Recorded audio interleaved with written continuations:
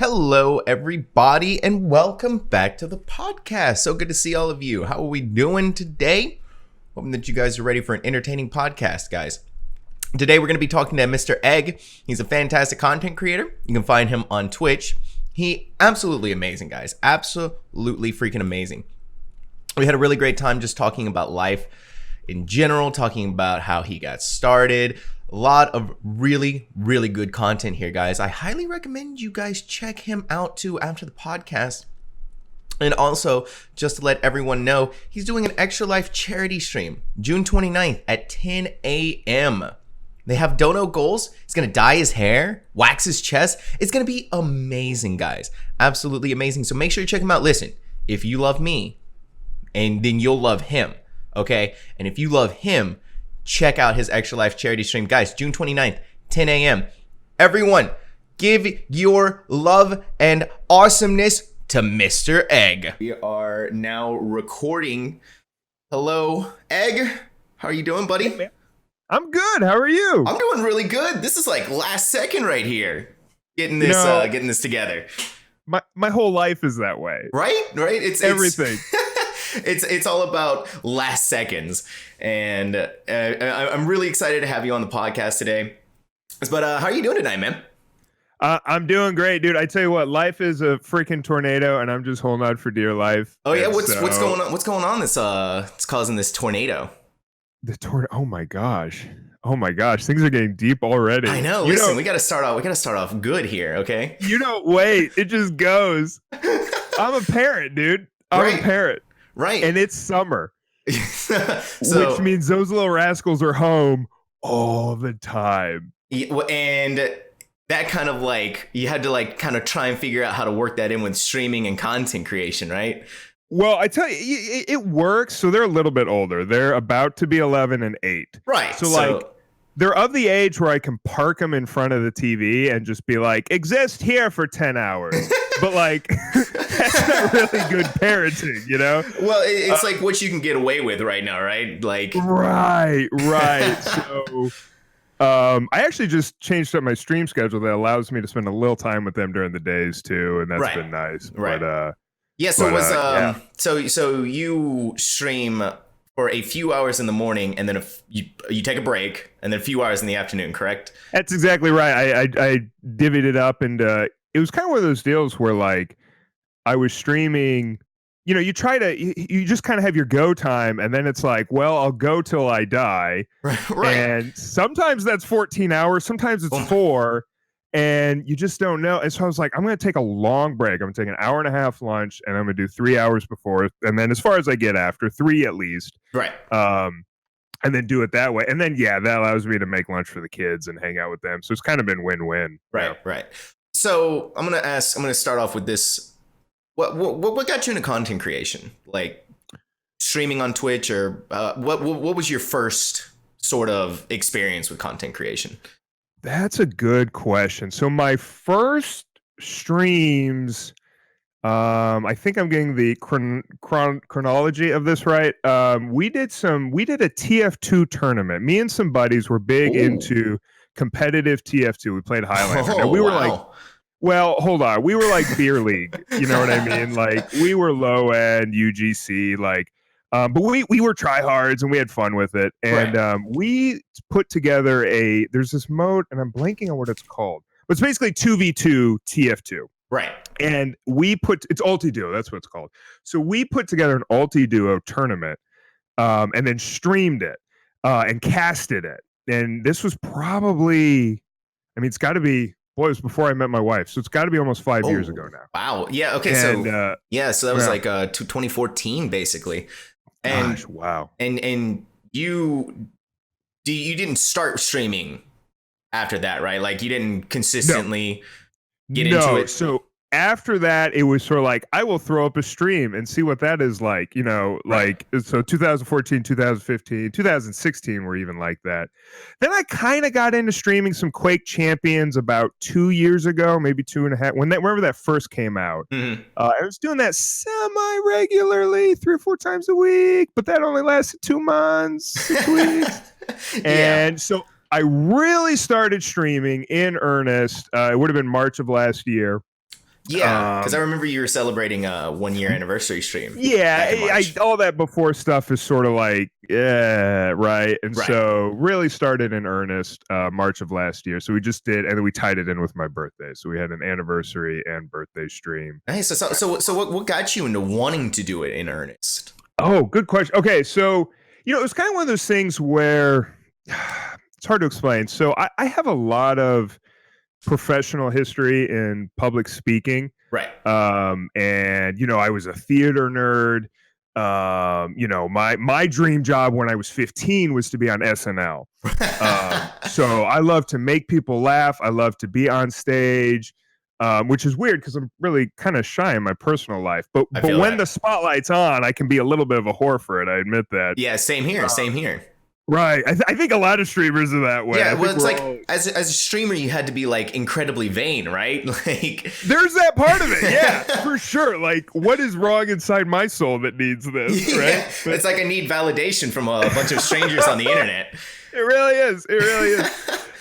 So there was that, and then it was just I was a lifelong gamer. Like I can remember, mid 90s, dad coming home from work and throwing down a floppy disk of Wolfenstein 3D and being like, hey kid, my buddy at work said you might be into this, and booting that up on MS-DOS and playing that for hours and Doom or whatever else. So like seeing those two worlds potentially collide, I was like, that's an opportunity. I know. Like, I can make people laugh and game. Like it's wow. It's just such a crazy thought, especially when you're like an outsider looking in for the first time and you're like, wait a minute, what is this? This is wow, okay. Oh, it's a strange animal, but when you really think about it, I mean, it makes a lot of sense. It's a weird thing, but it makes sense. Like these are two.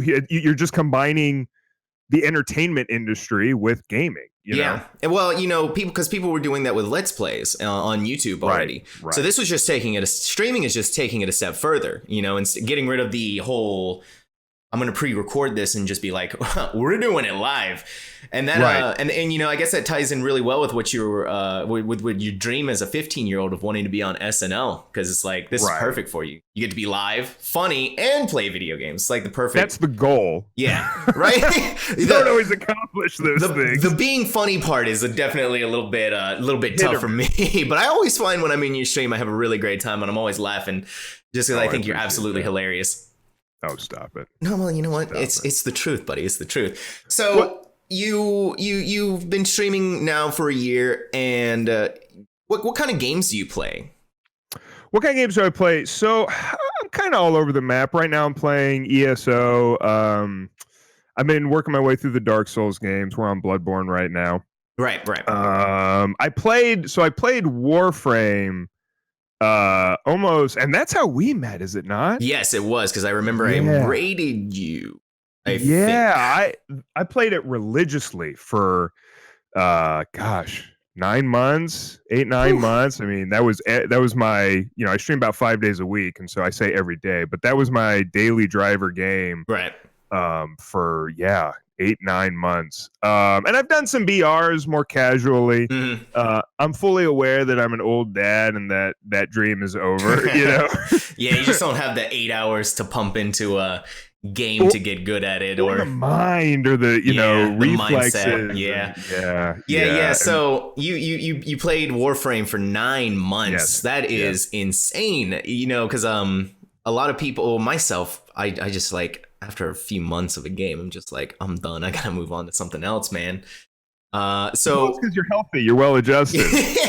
So what was that like, just sticking? Because I a lot of people, they tend to be variety streamers, and some of the advice out there is stick to one game. But what was it like just streaming Warframe for? So I'll be honest, that's why I did it. It's not that I hated the game. I enjoyed the game, but I really just dug in.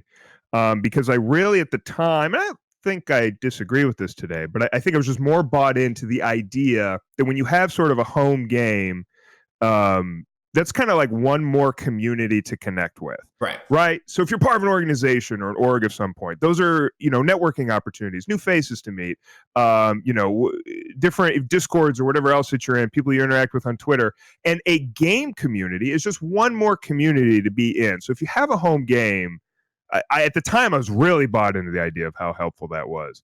But between like the motion sickness that game gave me and like just losing my freaking mind, I was like, enough's enough. Yeah, I gotta walk away. Yeah, because that game's fast paced, and there is it's about as dense as a dictionary. It is right. It is insane. When I was playing that game, I was like, people would come in and they'd be like, Waffles, you know that you could be doing this, right? And I'm like, can I?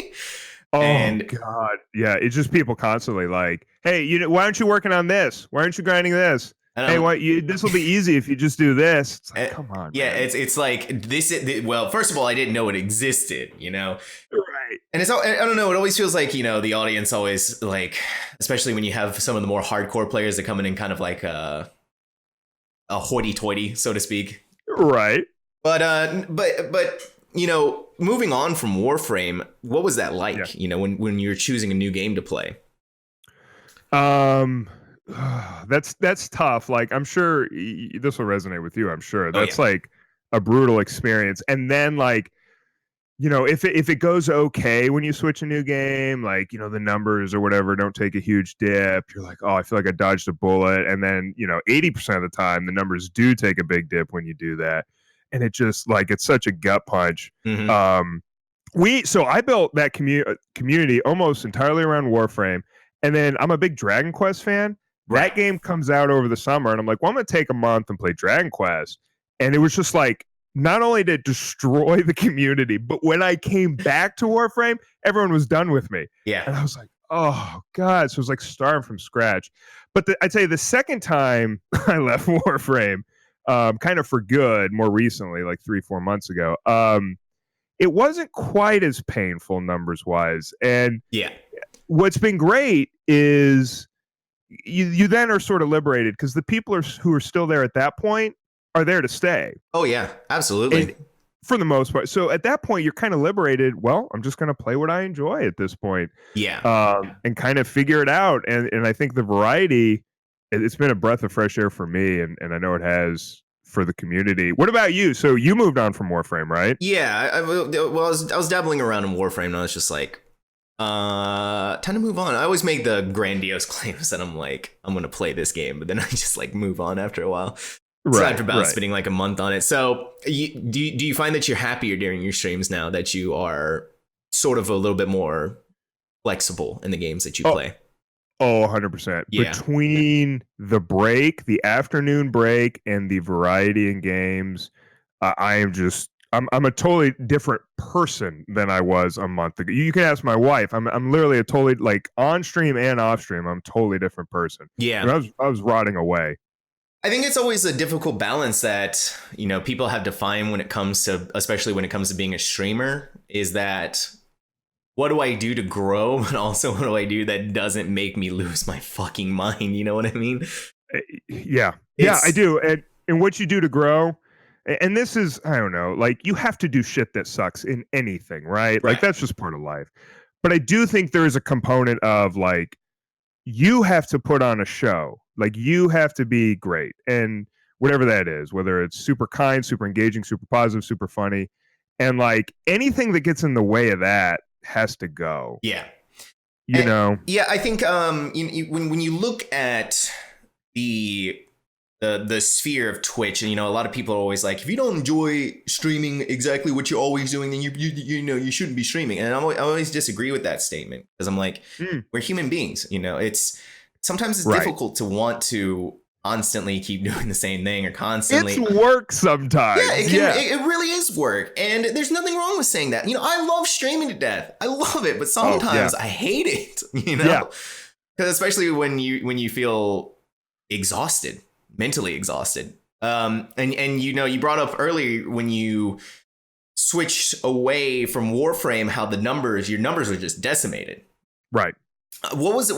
So what are some coping mechanisms that you try to work through when it comes to, dealing with that? That's a really interesting question. So okay, this is sort of the cop-out answer in that like I have an amazing wife and two beautiful daughters who like no matter what I do, they still think I'm an asshole, and so that always grounds me, right? Like, but yeah, I mean, being able to walk out, like, I mean, this is I have other things, but basically working from home and being able to walk out that door, see them. I mean that's again, I say it's sort of a cop out, and that's partially true. But it's partially not because that really is what helps me a ton.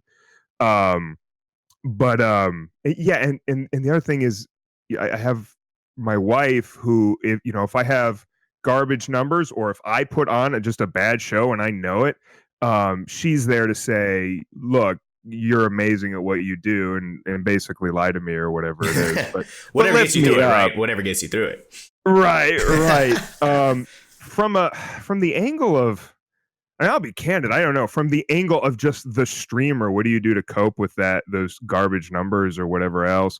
I would encourage people to experiment more. I've had I'm very slow to change things with my stream. And one of the things I've done in the last 2-3 months is sort of be like, I'm going to change things whenever I feel like it. Okay, I want to go 2 streams a day. I'm not going to overanalyze this. I'm just going to do it. Yeah. So be willing to tinker might be my advice. Be willing to experiment. Don't feel glued to anything you're doing, I guess. Mm-hmm. Does that make sense? Yeah, I think it's that fear of the unknown where people just don't want to do it. And sometimes you just have to. You just have to take that leap where, I don't want to do this, but I'm going to do it and hope for the best. And sometimes it works and sometimes it doesn't. And that's okay. I think a lot of people need to realize that it's okay to fail. It's okay to, not have those great numbers. And I'm super curious. What do you do? Because you're a single guy, right? No. I'm in a relationship. Oh, okay. Yeah. So you do like I do. You go back to somebody and be like, the internet hated me today, but do you hate me? Yeah. And she's like, shut up. You're great. I think you're really awesome. And then I'm like, yeah, you're right. I am awesome. And once again, whether or not she's lying to me, that's up for debate. Who cares? Yeah, exactly. I mean, it helps you get through the day, and I think it's a tough business streaming sometimes when you look at all of the things that you had to do. You had to keep coming up with new things and trying to do that. So, what part do you hate the most? I always find that, oh man, just the minutia of it, just dealing with what the people want versus what I want versus what they want, versus what what's good for me versus what's bad for me, things like that. Right. So your spouse, you are a married man, as you have stated. I am already. How long have you guys been married? So we've been married 3 years, and then a couple days ago was our 4-year anniversary of our first date. Ooh. And we didn't even know it. Neither of us knew it till like halfway through the day. And then we're like, oh, which kind of says we've been married now long enough to move on to just the marriage anniversary. But yeah, 3 years, a little over 3 years. Right. So what was your spouse's reaction to you being stream? I want to do this. So I quit an old job and February, March of last year. And I kind of, I had 2 job offers at the time, and then I was putting out other resumes, and I had to quit that old job for personal reasons. It was kind of been almost a decade. It was time to walk away for a variety of reasons. So I put out these resumes, and I have 2 offers I'm sitting on, and they're okay. It was a weird situation where one, the money was good, but the job sucked. The other, the job was good, but the money sucked. And I'm sitting there deliberating on it. I'm trying to figure it out. And my wife looks at me and she goes, you're going to work till you're 65. If you take a year and figure it out, that's not the end of the world. We'll be fine. And we because she's a nurse. And so we kind of look at everything. We look at our life and think, God, I could hang out with the kids a little. And part of the reason I left that job was because I want to spend more time with the kids. That job had me tied up nights and weekends all the time. Oof. Yeah, that can be rough. Right. I mean, literally the first thing I did when I quit that job was sign up to coach my older daughter's soccer team because I never had the opportunity to do that. Oh man, look at you being all dad, being all soccer dad. Right. And I never had the opportunity because of that. So anyway, when your wife says, take your time, figure it out, I go, okay. And streaming had always been one of those things that, like I said, I'd had a few streams under my belt, and those worlds of entertainment or comedian or whatever, and gaming, the opportunity to collide those two. And I had said a number of times, I wonder if I just had the setup so that it was easy. Because, at the time I was going to pull out the green screen, do all these things because what behind me was weird. What if I just had the right setup and could just sit down and it was easy to hit go live? And what if I did it every day? And what would that look like? What would that feel like? And so I just started doing it. And things slowly click in your head as they do with anything. You start learning things, you start observing things about yourself, about the craft. And so it started as, I'm going to kill some time and see what it's like while I look for a job. And next thing we know, we're 2 months in, and, Amanda and I are talking to each other like, what does this have to look like for our home and our family and our finances? And what does this have to look like to keep doing this? And it's sort of been this thing where every 3 months we have that conversation again. Right. And I've been able to keep buying myself 3 more months this whole time. And here we are a year and a half later. Yeah. So so this means that you stream. This is your job, right? Right. And I'll just say I have another part-time job that I do online. Okay. Yep. So with being able to dedicate this much time to streaming, what's that like? Like, walk us through a typical day when it comes to like the streamer sort of life that you have. Typical day. So, that's interesting. Yeah, because it is sort of the full-time streamer life, although I'm not swimming in ninja money. Not yet, anyways. So I'll tell you, one of the things is kind of, I was a kid. I can remember my parents telling me, always have a dedicated workspace. Don't have your play area be your work area. And so now I do game off stream on this computer that I'm sitting at right now sometimes, but this really is an office and a studio that I'm sitting in. Right. And the whole family views it that way, and I view it that way. So, if you drive to work in the morning, I can remember for years, right? Driving to work, you kind of get in the mindset, you think about what you got to do that day, what emails, projects, whatever you got going on. I'm literally doing that as I walk up the stairs in my house. And I'm plugging in, all right, what game am I going to play? What's it going to be? And I have that opportunity to kind of get in the mindset. And then it really is, a lot of people have the opportunity to stream 5-6 hours, or the opportunity to be in other people's streams 5-6 hours. If I want to have a long 10-12 hour workday, like people do in their jobs, I'm able to do both those things. So when I talk about being kind of full time, that to me is the big difference. Is I can come upstairs, I can get in the mindset, I can do my stream, and if it's going to be a quote unquote long workday, I can be networking, I can be in other people's streams, supporting their broadcasts, supporting their communities, doing whatever I need to do from a tech standpoint to get set up, tinkering with things, growing and improving things. And so really it's an opportunity. Right. You're doing all the things you want to be doing when you got the job or school or whatever else. And you keep thinking, I want to get to this, I want to get to this. I will say, I'm spoiled. I do have the opportunity to get to a lot of those things. Mm-hmm. Which is really nice because super nice. Like I said earlier, when it comes to being a streamer, it's always, how can I stay one step ahead of the curve?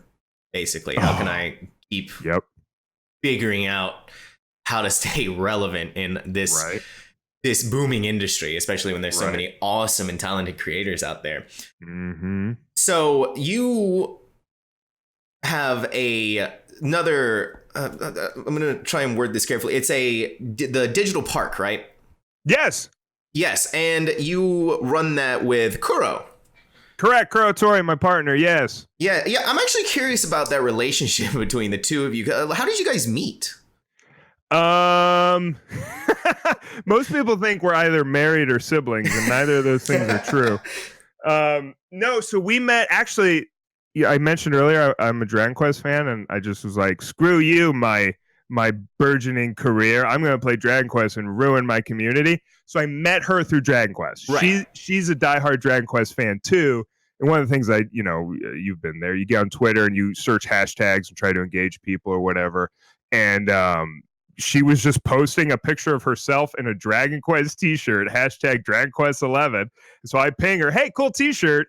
And she pings me back, yeah, thanks so much. I got it at such and such. I got it at PAX. And we just go back and forth. And then I'm in her stream, like, hey, cool stream, introduce myself. And then she Right. returns the favor. And yeah, I mean, if you stream, this is a Exactly. familiar story. Yeah. It's like, And then it just, God, it grew. She wasn't even affiliate at the time. And this was in October of last year, I think. And, oh, wow. But she becomes affiliate, and I had wanted to start a podcast. And so I looked at her and saw the other side of my coin, which was, I'm a 6'6", Yeah, you're limelight. giant. When I see pictures of you, you're like, it was standing next to your wife. You're like, you're just huge. I'm like, damn. Yeah, I'm a fucking animal. But I'm this 6'6". I like to, obviously, if you're listening to this, I like to fucking run my mouth. Enjoying the streaming, enjoying the camera being on me. She's the polar opposite. She's like a 4.5 foot tall Canadian woman. She's relatively shy. She's a great artist. I can't talk to save my life. Yeah, she is fantastic. Fantastic. I'm having her do some work for the channel right now. As a matter of fact. Super gifted artist. Yep. And we just kind of had like, I did some shooters and some sports games and certain things on top of Dragon Quest, where she kind of went more the JRPG, the full JRPG nerd route. So we had this interesting overlap where there was enough in common. She's married in the city with no kids. I'm married in the burbs with kids. It was just this interesting dynamic I saw weaving between the two of us. I was like, that's a fucking show. Like, people will listen to those two people talk. Now, they don't. But I passionately believe in that dynamic. And I agree. It's kind of weird. It's a weird relationship. And but now we're best friends and fucking game all the time and record the show. Yeah. Yeah. Because whenever I come in there, and Kuro's in there, it's always just like, I was like, there must be something going on deeper. You know what I mean? But, oh, yeah. So explain to me what Digital Park Live is, and for the audience as well. Yeah. So Digital Park, like I said, the short practical answer is a podcast. It's also a YouTube channel where we somewhat irregularly do Let's Plays. Kuro is working on a Sims one right now that's super cute. I've been doing one on College Hoops 2K8, which, like, NCAA got sued and all this stuff. So that's like the most recent college basketball game. Right. So I've been doing a Let's Play on that. And gosh, it really is that two sides of the coin thing. She does super cute, super positive things. I do a lot of dick jokes and humor type stuff. Right. So there's the YouTube videos that we do as well. A weekly podcast. It's actually turned into more than weekly. She does web comics. She's working on a web comic series. She's done 4 or 5 episodes so far. I'm trying to think. We launched in January. But yeah, I mean, our slogan is gaming culture and the games that make it. So we want to talk about what it's like being a nerd and what games you're passionate about when you're a nerd like us. Yeah. So where can people find Digital Park? Digitalparklive.com is our website. It's literally being overhauled right now because what we found was it was a blog style website and nobody wanted to update it. So they were like, we got to switch some things around here. But if you go there, you'll see everything we're about. And then if you just go to YouTube, youtube.com/digitalparklive, or just do a search for Digital Park, you'll find us. And then the podcasts are all on Spotify and iTunes and all that good stuff. Yeah. Search for Digital Park. Yeah, that's awesome. And I really always love it when content, especially Twitch streamers or YouTube or people who just stick with one space, always love it when they branch out and do different things. Because it just shows a different side of the personality that you sometimes don't get on the stream. And I really dig that. So when it comes to working on YouTube and different sort of avenues like that, what was the thought process when you were working into trying to break into those spaces or trying to be, make something for those spaces? I'm not as... It takes a long time to get familiar with the industry or the bureaucracy is the right word, but just sort of the unwritten rules and the networking norms behind sort of an industry. Mhm. And I'll just say candidly, it's something that, after having spent this much time with Twitch, I feel very comfortable in that world with Twitch. We're not as comfortable with YouTube. YouTube is really a space where we're going to do our best to create great content using our skill set, and we passionately believe in that content we're creating. But when you talk about breaking into it, I would say for us, podcasts and YouTubes are something that you're not going to find us through that. You're going to find us through the stream and then be introduced to those other things. We do get clicks and viewers and whatever else from the YouTube, but it's pretty few and far between. It generally funnels the opposite way. Yeah. But it's exactly what you said. It's another angle. It's an introduction to another angle of who we are as people. And I'm right there with you. Like, if you're streaming, I think you got to view yourself as in the entertainment industry, and you need to diversify your portfolio, Exactly. as it were. Exactly. And be invested in a lot of different things, because if ultimately, like, I love video games, but for me personally, what I'm most passionate about is, and this is sort of, I don't know if I've ever said this. This is what I say to my wife is, I want to earn the privilege of talking to people about things that matter by making dick jokes. I want to make you laugh and earn your respect through that, and then earn the privilege to talk about things that matter. And that's honestly the dream right there. Right. Just to be able to make dick jokes and make an income out of that, which would be which is just the dream. I know that's my dream right there. Good Lord. So yeah. You work in the YouTube angle, which, like I said, guys, is super important. And super important. You're also on Twitter as well. What's the Twitter experience like? I love Twitter, and I feel like most streamers hate Twitter, and I sort of do too. But there's just something so much fun. I don't know how long you follow me, and you follow a lot of people, but some of the shit that we get to post on Twitter, like I remember one time, after a stream, I was just like, I want to make something ridiculous, so I took off my shirt. And I took a shirtless selfie of myself with just the goofiest fucking smile on my face and a thumbs up. And I wrote something just ridiculous, like, I always know it's been a great stream when I give my wife the thumbs up for Christ after a good long broadcast. And just like shit like that. It's kind of a funny creative outlet. And I think streamers should view it that way instead of, oh, I got a fucking network on Twitter. You know what I mean? Like, have fun with it. Yeah. Well, that's that's one of the fun things about Twitter, is that you can do things that you would never be able to do. I was gonna say, a thing or two about, like, you were on a panel about this topic, were you not? Yes, I was on a panel at DreamHack Dallas where we were talking about. Well, actually, it was a little bit strange. It was shit posting on the internet. Right. It was hilarious because my friend Trouble Truck, he was just like, he did it as a joke. He submitted it as a joke, and then they approved it. And so we were like scrambling. He was like, okay, I actually need to get people on this panel now. And so what'd you guys talk about during that? We just talked. Basically, the entire panel was just one big shit post, honestly. But it was the important thing. Too meta. Yeah, I know. It was the important things, though, when it comes to Twitter. It's like, relevancy to the topic and also to your brand as well. Right. Which, for me, your brand is actually really. How would you describe your brand? How would you describe yourself as a content creator and as a streamer? Man. Oh man, I have no idea. My hope is something more coherent comes across than what here's the best I can do to that answer. I had a guy come in once and he goes, I read your panels. You interest me. Tell me more about yourself. I got some shit about, I'm married, blah, blah, blah, whatever down there. So, and he says that, and I'm like, that's kind of a weird, like, you get those weirdly direct questions. Oh my God. Kind of a step off.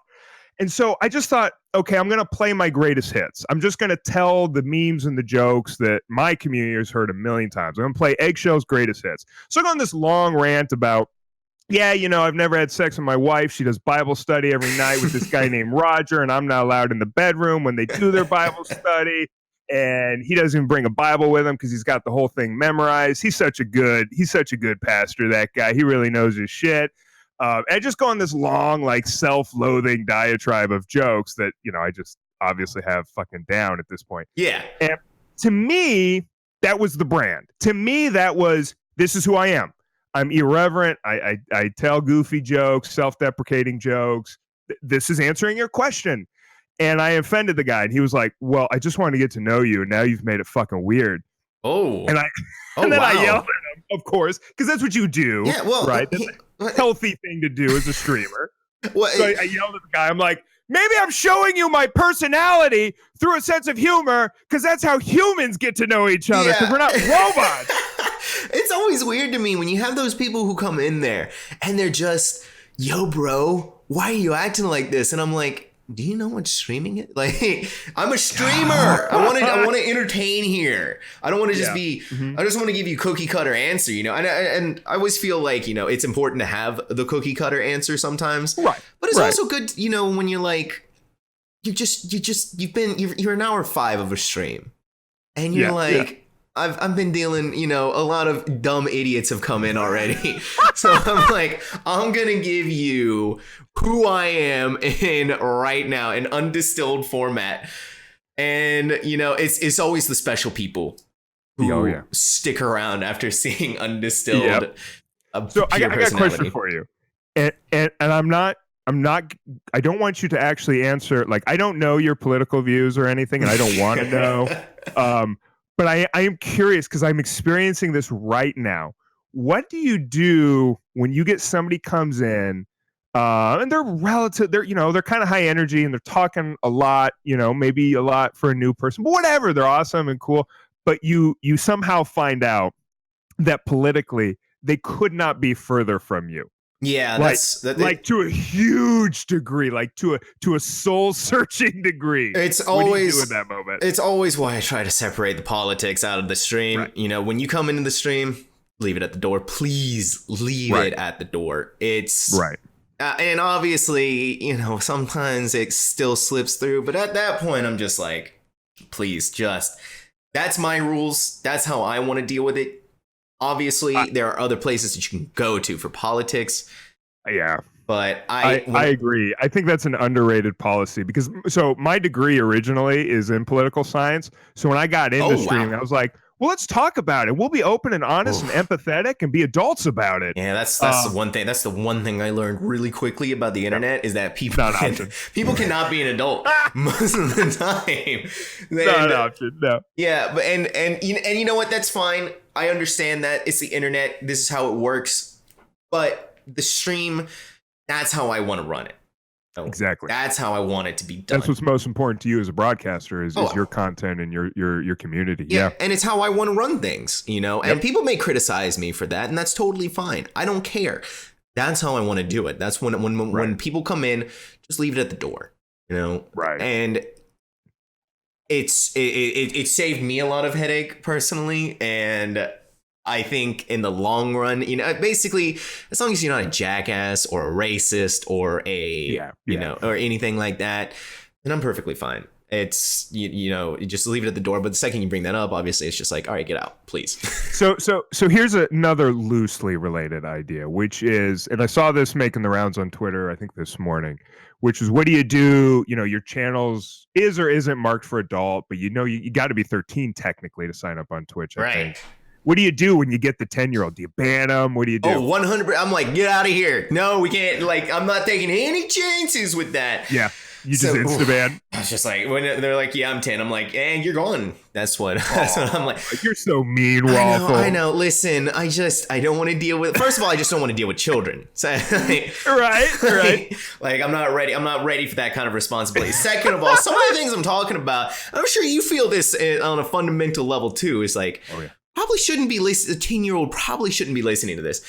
And, you're a parent, so are you ever afraid that, in 5 years when your children, because you said your oldest is 11, right? Or like, about to be 11. About to be 11. So are you ever afraid that in like 18, when they're like 18 or 19, they're going to like stumble upon one of your old VODs and they're going to be like, oh my God. No. I have no fear about that. Like I now they'll be embarrassed, but there's nothing there like on a spiritual level. Yeah. Like for me to be concerned about. Now they're gonna be like, oh God, Dad did this goofy ass dance on stream and then licked his finger and touched his butt and pretended like it burned him. Like, oh, God. Like there's that, but there's nothing like on a spiritual level that's gonna really upset them. Right. I'll just candidly like I curse basically like a sailor on stream. And I try to keep my volume down and stuff and do it less when I know they're home, which it's summer now, which is now a problem in my life. Yeah. So I know they've definitely learned some new words for me, which is like, this is tough. And now I'm sure your wife loves that to death. Which I'm the one who it's weird. She's fine with it. She doesn't care. Really? Oh, wow. No. She's like, look, we'll just tell the girls that they're not bad words. They're just words that only adults say. Right. And that daddy's not bad, and other people who say them aren't bad. They're not bad words. They're just not words for kids. Right. My wife will watch. Oh my God. She'll come into my chat, and if I know she's home, I'll be like, hey, sweetie, you got this muted right now, right? Or you're in the bedroom right now, right? Like, right. She'll just watch the stream sometimes. I'm like, you are playing with fire, woman. And that's always the funny thing too, because you're like, wow, someone might be watching me out in public right now, and I'm sitting here talking about dick farts and stuff, you know.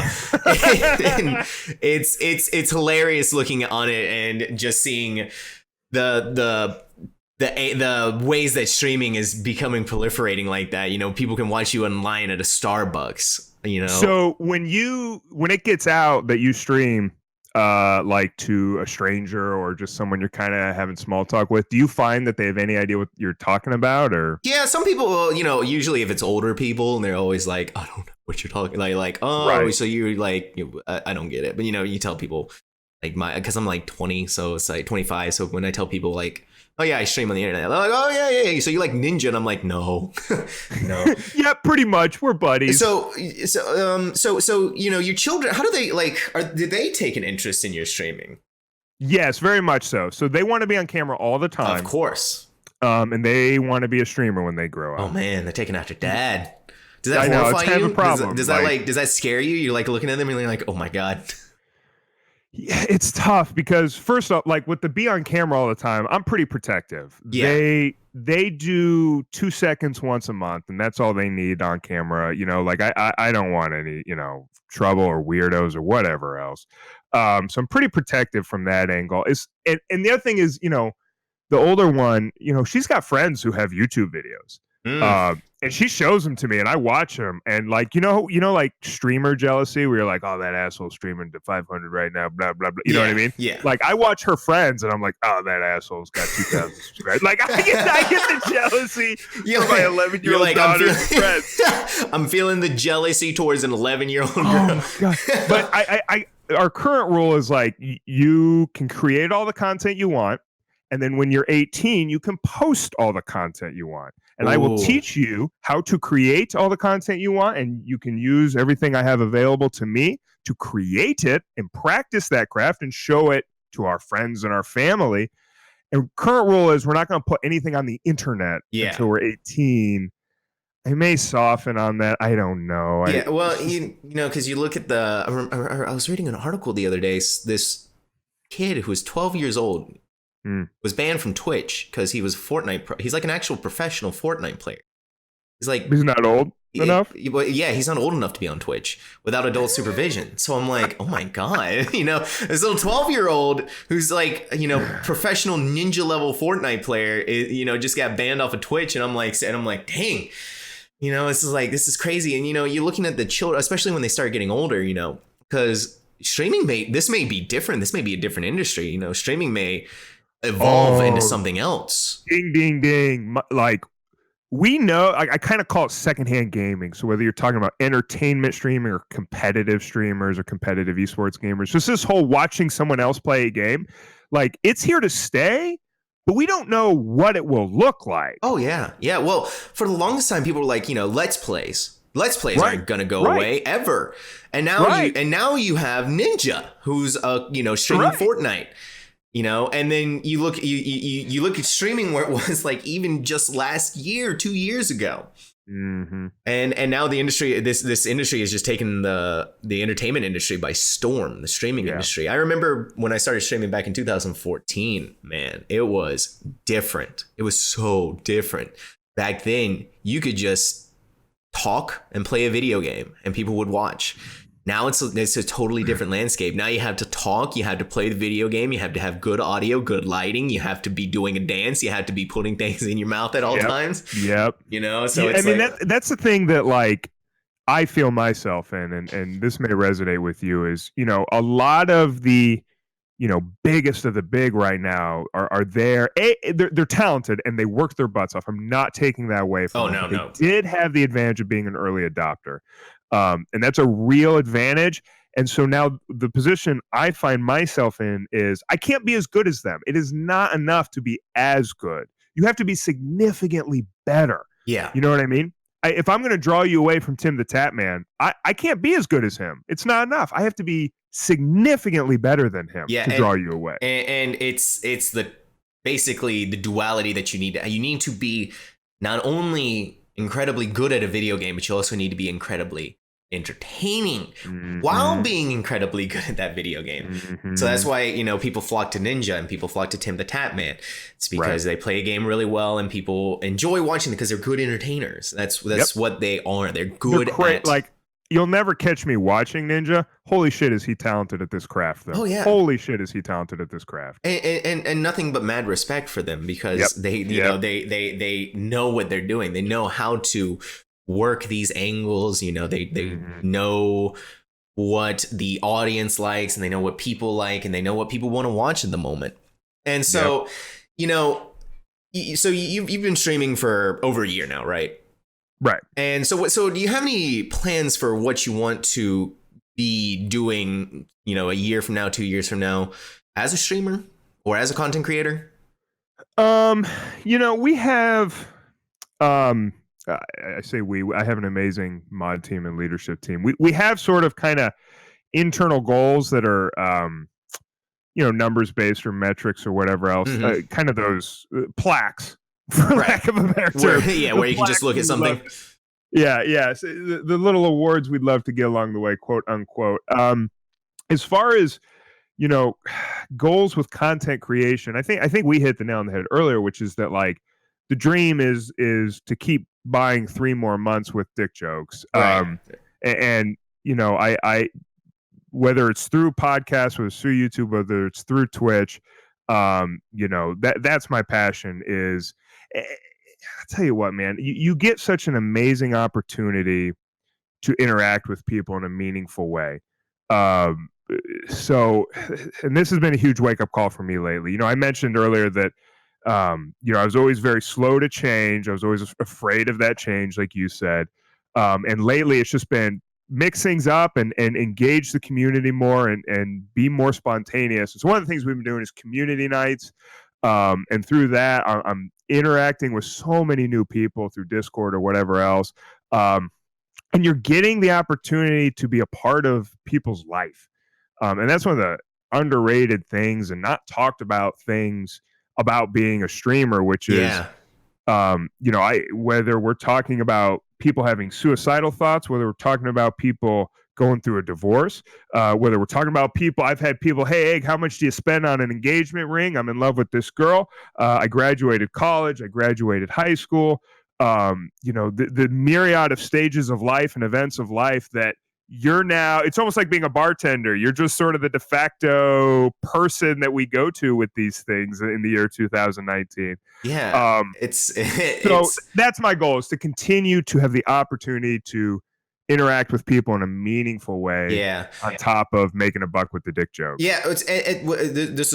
We talked about this last week on the podcast, but you know, we said that it's just amazing the amount of people that you meet when it comes to streaming. You know, you could, or through content creation or through Twitter or through whatever, you know, you met Kuro through Twitter and we were talking, it was like, it's crazy. You know, there's the different amount of cultures that you meet as well. Oh yeah. So you know, you meet someone who's in Australia and you're like, what the heck, dude? You're all the way across the world from me, man. But so do you have any like memories that stand out to you when it comes to being a live streamer? And like, do you have any standout like, wow, this seals the deal, man. This is the greatest. Yeah, there's a couple. The number one by far is I have a guy who hangs out in my chat primarily in the, you get your morning crowd and your afternoon crowd, Right. primarily in the mornings. And he just had a kid, and while his wife was in labor, he pulled me up on a laptop and watched me in the hospital room while they were waiting on her to deliver. And what I told him was, and this is so cool, like there will come a day when we never see each other. Like you'll either get bored with me, I'll quit streaming. Like eventually things will change and we'll never talk again. That day will come. But you will always have the joke with your wife and kid about the streamer you were watching the day that kid was born. Man, there will always be a family joke for them, and I'm it. I'm imagining that conversation now too in my head. It's like, you're talking they're talking to the kid. And it's like, yeah, I was watching this guy on the internet. Yeah, Yeah. And Dad didn't care when I was bored. He was watching a streamer, and the whole family laughed, sort of thing. Like, what was your reaction? And I'm that streamer for that joke. Yeah, what was your when that guy came in there and he's like, "Yeah, my wife's in labor right now." What did you say? Like, what was your first thought? I get goosebumps now just thinking about it. It was so goofy, and he's such a goofy guy. And he had been so nervous about becoming a dad, and the whole community had been lifting him up and being like, "Dude, you got this. You're gonna be an amazing dad." So when he eventually explained later that she was like 24 hours away from delivery, oh, right? My goodness. But still, I was in that hospital room. My face was on. His pregnant wife saw me. He saw me. But no, it was incredibly flattering because here's a guy who is nervous as shit about becoming a dad. And he's got kind of a down moment in between, everything that's going on. And he thinks, I'll throw up Eggshell for a minute. Like, so to be in that level of turmoil might not be the right word, but chaos and excitement. And for him to think of me during that time of his life, the most important day of his life, that's kind of cool. Yeah, that's a surreal moment right there. That's kind of fucking cool. So surreal. Like you just like, wow, this, like you were saying, it's just this guy trusts you so much that he's just like, there you go, I'm gonna go see Egg. And how long ago was this? Not that, God, the kid, he sends me the baby pictures all the time. Kid's got to be 4 or 5 months old now. Yeah. Dang. Yeah. So wow, that's pretty recent. Yeah. So and does he come to you for advice or anything like that? Like, man, this baby will not shut up. Like, what do I do? No, before the kid was born, he was constantly like, what if I get angry at the kid and then it ruins the kid for life because his dad yelled? Like, it was a constant stream of anxiety and worries prior to birth. But I think when that kid got born, it just like dad genes, dad DNA kicked in, and like, I am this child's divine protector and I know what to do. And then the dad jokes start coming and you start wearing sandals and cargo shorts. yeah, something triggered, because ever since then, no, he doesn't care what I think anymore. Wow, that's something. And he still comes in and obviously he still updates you with the pictures. He sends me pictures of that kid's poopy diaper. Oh man, that's like, I'll be streaming, he'll be like, hey, check your DMs. No, I know what's in there. It's a poopy diaper. That's a level of trust, man. I love that. I absolutely love that. And that's one of the greatest things, in my opinion, about being a content creator is the community, the people that you form bonds with, and not even just your own community, but also peering into other people's communities. And that's one of the reasons why I started this podcast is to have everyone be able to experience these things that they would never have been able to otherwise. Sure. And that's so amazing. And so looking, you're looking forward, obviously, but do you have any plans in case streaming doesn't work out? Yeah, I try not to let myself. Yeah, right. I kind of like it's a great. I don't want to.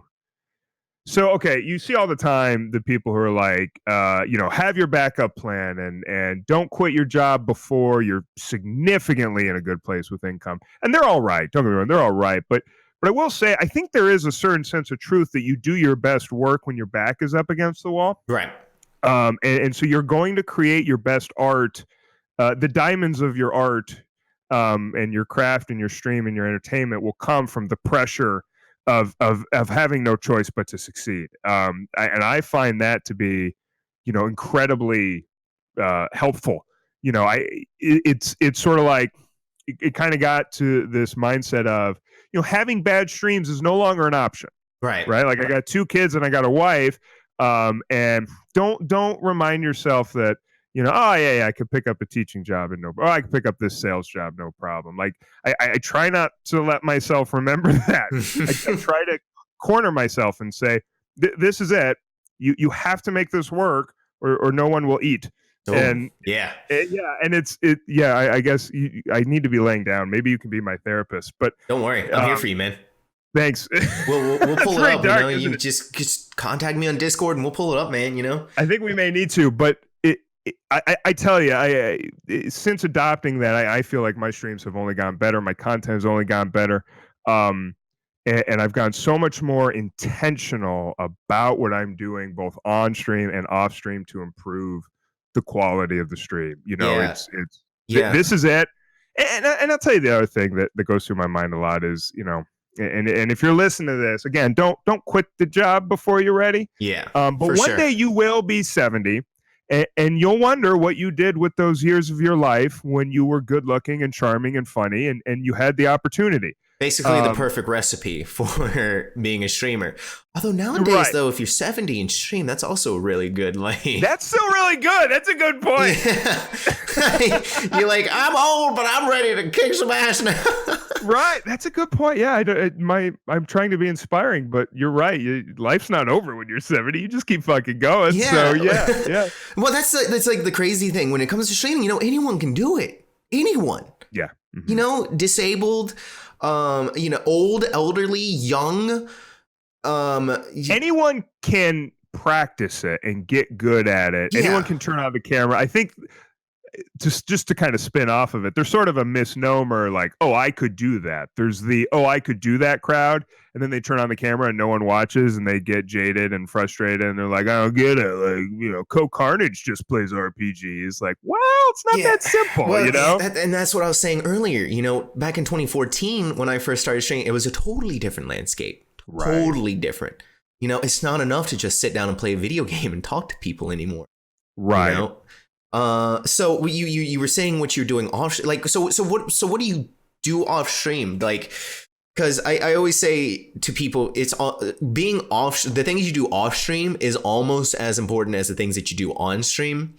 Yeah. So do you do anything off stream, like exercise or, like obviously you're networking and things like that. We kind of dabbled into it a little bit earlier, but like, what helps to keep you sane, basically? Well, and I don't want to harp on this one point because we kind of already said it, but that break I take during the day has been huge. Giving yourself the opportunity to walk away and rest, rejuvenate. So what I do is I do yoga during that time. Ooh, that's good. Usually, I do yoga. Try to do back stuff, stretches for my back, because I'm a 6'6" animal sitting in this chair for so long. So God, yeah, no man, the lower back has been killing me, but I do yoga and that fixes it immediately.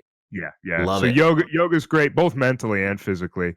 But as far as the actual sort of job aspect of it, you hear it all the time. You want to watch your VODs and figure out what's working, what's not for you.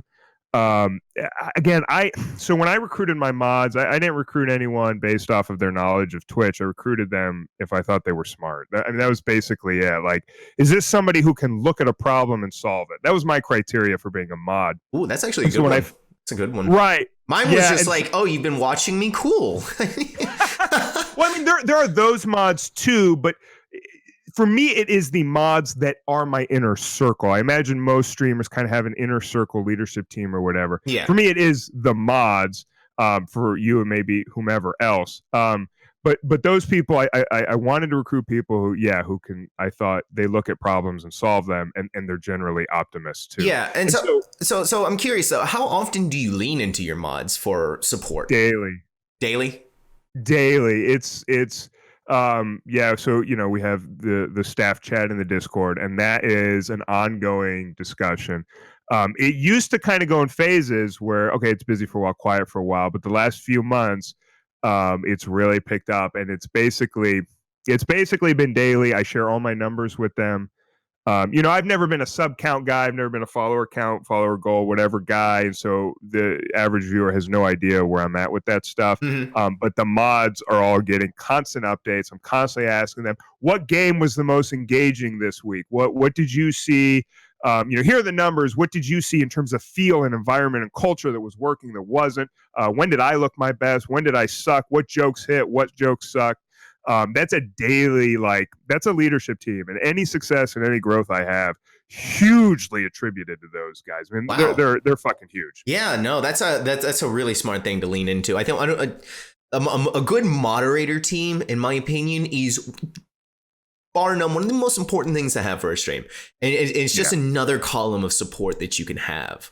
Especially when it comes to new ideas and things that you don't see as a streamer. Because once again, bringing this back around, we're to be a streamer, you got to be a narcissist. So things slip through. Something's got to be wrong upstairs. Things slip through the cracks. You're like, oh man, that was the greatest stream I've ever done. So then someone and your moderator was like, what? No. Let's have a talk real quick, buddy. Let's have a talk real quick. Right. But, as any good sort of narcissist, you can go the total opposite direction, totally fucking hate yourself and just spiral out of control with the self-loathing. And then they do the opposite. Yeah. And then your moderator team is like, it's basically a reality check. That's what it is. Yes. Sometimes you just miss it. Things slip through the cracks and oh, okay. And then they're like, they're here to back you up and help support your decisions, or, just not support the decisions as well. And it's like, hey, here's what worked, here's what didn't work. I always try to lean on the mods too. It's like, if you guys come up with any ideas, feel free to share them. Please don't hesitate to, and I'll tell you, it's like, here's why I think it may work, why it may not. But we're going to give it a try anyway, just to see how it goes. So, the mod team aspect, really important. And, so when it comes to looking at your community and what's working and what's not, what's some of the things that you feel like has been working lately? Well, I mentioned earlier community nights. Those have been huge for us, and that's not a new idea. That's me just finally getting off my ass and stealing a great idea that's been out there forever. So for us, what we'll do is, hey, we'll do a Rocket League tournament, and we're gonna do it on a Friday night. Everyone get your favorite drink. And we're going to set up a Rocket League tournament and stream it. We'll all be in the Discord together, and I stream it, but we're all in the Discord goofing off. We've done Jackbox trivia. So things like that have been huge lately in terms of galvanizing the community and making it feel more like a community and less like a follower list. Right. There's sort of this thing where whenever sponsorships or discount codes and those things, whenever they talk about your community, what they're talking about is your follower list. How many Twitter followers do you have? How many subscribers? That's what a community is to those guys. And I think it's important that we remember as content creators that a community is human fucking beings who are our friends. Oh yeah. And it's not a tool to get the sponsor. It's like, it's dudes having babies and sending you their shitty diaper pics. That's the community, And so do you guys get on Discord and you just all going crazy and nuts and stuff like that? We do. And I'll tell you, I'm super protective of my stream. And so this has been an exercise in letting go. Oh God. Yeah. So, hey man, that drunk guy's going to say something stupid on stream. Just let go. It won't be that bad. He's a fucking adult, and it's not that bad at the end of the day. Yeah. So it's been letting go and engaging that. We have a great Discord in general, very active Discord. Again, having a mod team that engages people when they come into chat that you may miss or you don't have time to, really be like, hey, welcome, and do kind of the whole spiel. Having a mod step in and do that kind of for you is huge. And just, making it feel like a place. Yeah, I always say Twitch streams are bars, right? And I'm the bartender. And instead of a sports game, it's a video game on the screen. And you're hanging out with each other. You don't ultimately go to a bar for a bartender. You go for the other people there. God, yeah, I love that. That is absolutely just a perfect analogy. Yeah, and a bartender that can make good dick jokes and give good relationship advice helps a whole bunch. Absolutely. But you go there for the other people. And so that's one of the things I learned early on was first starting out, which was if I engaged a viewer, they may come back. But if I engaged a viewer and another viewer engaged that viewer, you could basically guarantee they would come back. Right. Because now they had these sort of two connection points. And yeah, it wasn't just a guy trying to stream, it was a community. Yeah. Man, yeah. It's the community aspect so important. And yeah, so man, this has been such a really engaging discussion. I'm absolutely having a great time talking to you. And the relationships that you can have between other content creators as well can be really important. So how do you go about introducing yourself to new streamers, so to speak? Because sometimes I feel like I can get in a little bit of a rut where I have my people I talk to. And sure. Yeah, it can be a little bit difficult to want to be like, okay, let me extend the olive branch to someone new today. Right. Well, I'll tell you, one thing that will help is the ideology of if I don't succeed at this, people won't eat. And all of a sudden, comfort zones no longer matter. And I'm going to meet new people. Yeah, you're ready to talk. Yeah.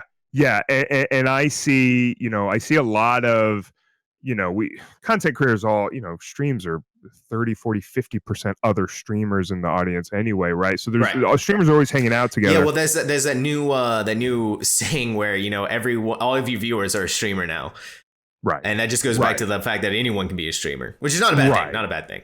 Right. But I think there's a million ways to do it. One is raid random people after 80% of your streams. I generally don't raid friends. I find someone random playing the game I'm playing and I raid them. And then I make a new friend. And I cannot tell you how many, seriously, I say lifelong, year and a half long now, friendships I have as a direct product of that. People have been amazingly supportive of everything I do and the other streamers and the community we have, just from deliberately, almost exclusively. I rated Kuro today, that bitch. But which, by the way, guys, they are friends. Just want to point that out there. Oh, sorry.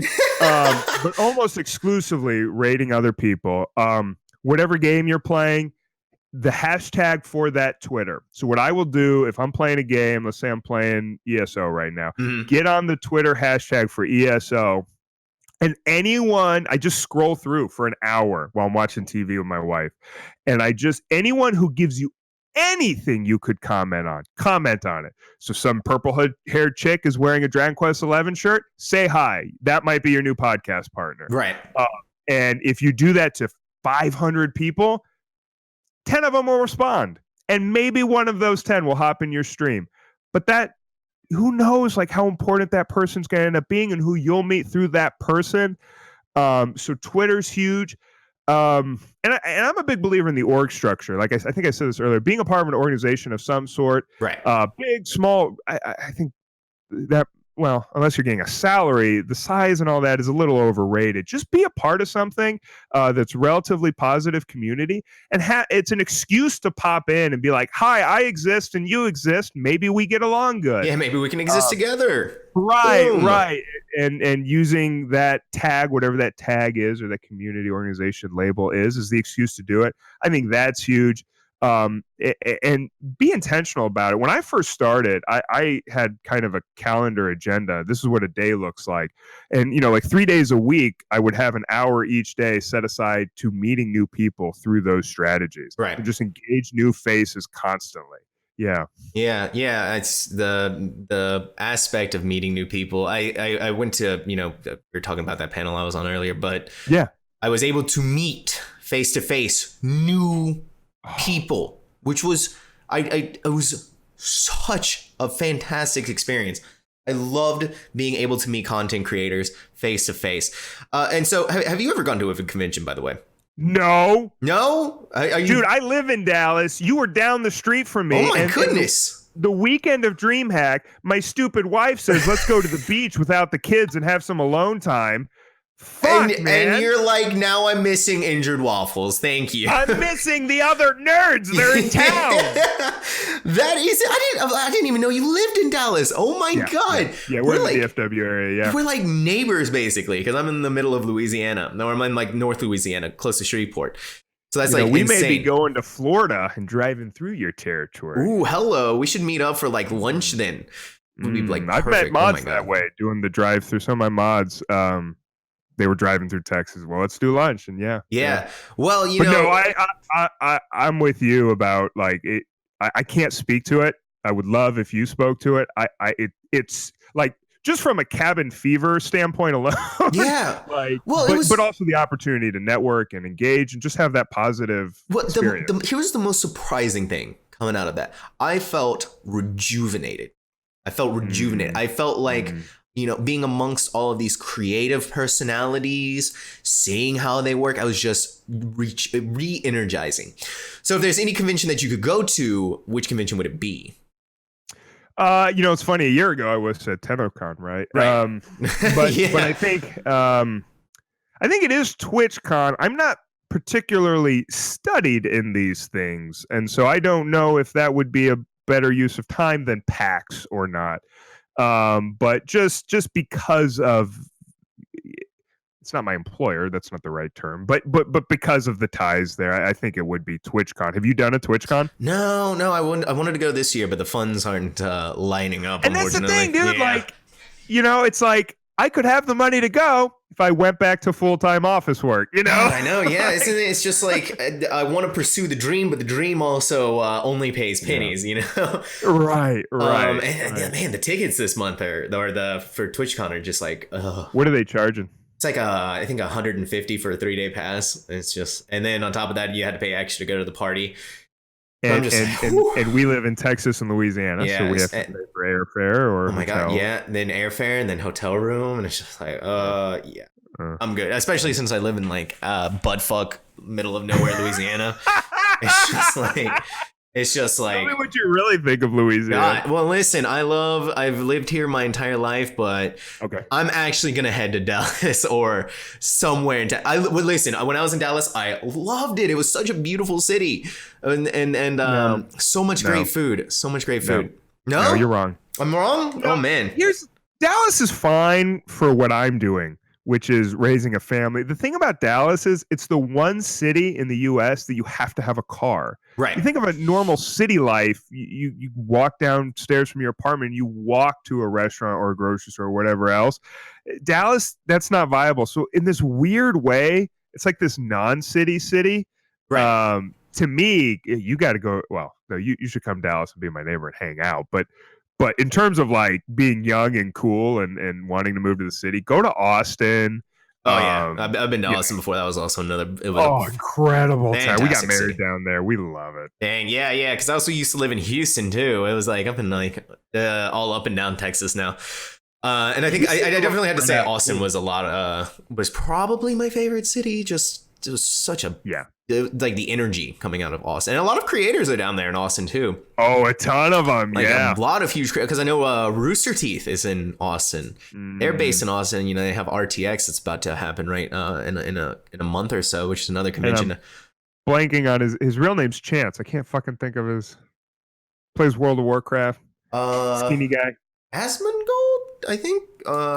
Because there's like a few. There's like a few big world. Oh, once it comes to me, you're gonna be like, how do you not know his name? Right. I know his real name is Chance. There you go. So you guys, Chance from World of Warcraft. There you go. So, as streamers, we play a lot of video games. We play a lot. But is there any game you're playing on your off time right now? Or are you just like, all right, stream's off, I'm gonna go play like this video? Or are you like, all right, stream's off, fuck video games, I am done with them for right now?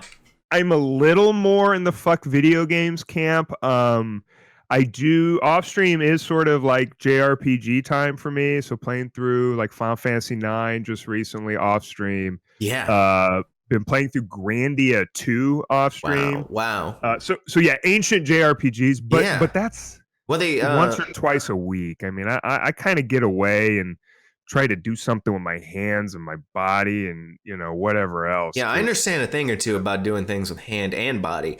Had to throw it in there, guys. I'm sorry. So you said you met. Wait, no. I want to ask. Do you game off stream? Oh, 100%. I love gaming. It's like my breath. I breathe video games.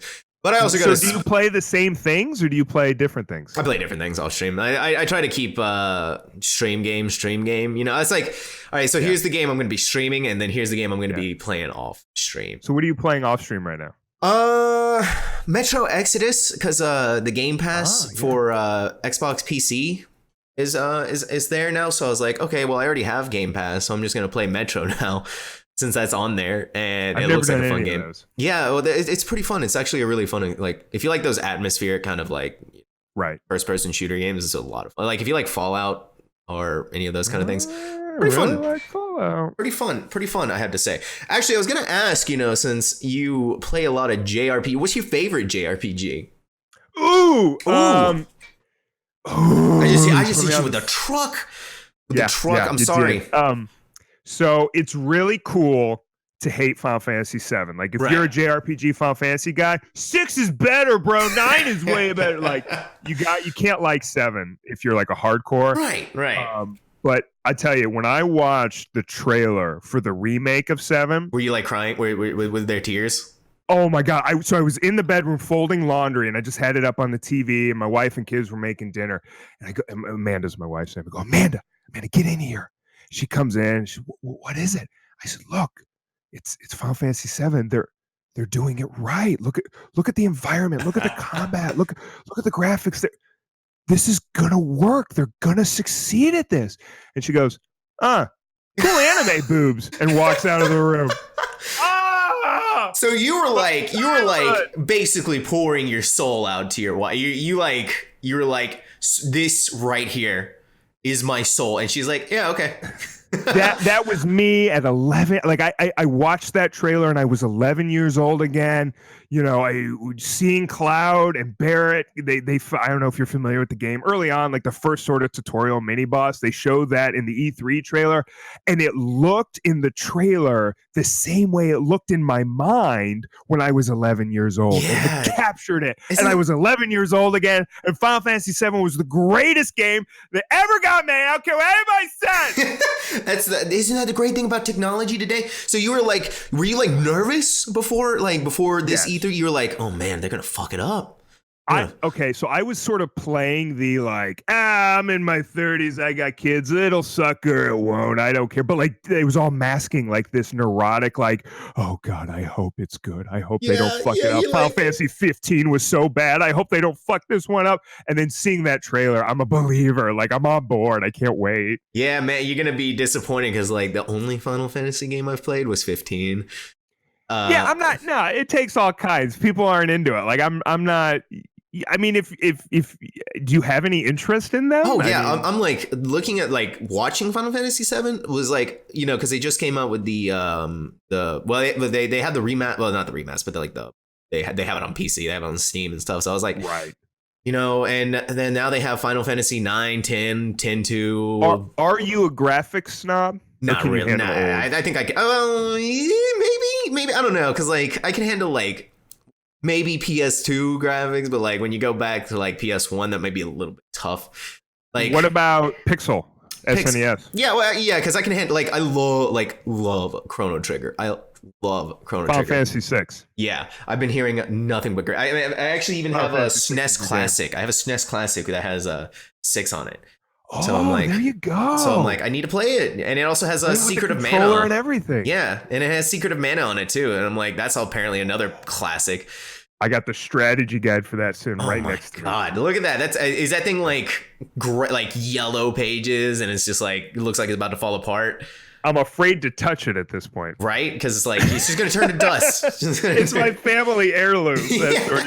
Well, they came out with what is it? The Switch has the collection of mana now. Which has a final. Oh, did they? Yeah, because I was looking at it. They have Final Fantasy Adventures, Secret of Mana, and now Trials of Mana, which is like released for the first time ever in America. So is that the original? Because they remade it and it was garbage. Like That Yeah. remake they did on the PS4 a few years ago was trash. Yeah, no, these are the original like That's where it's at. Game Boy SNES classics.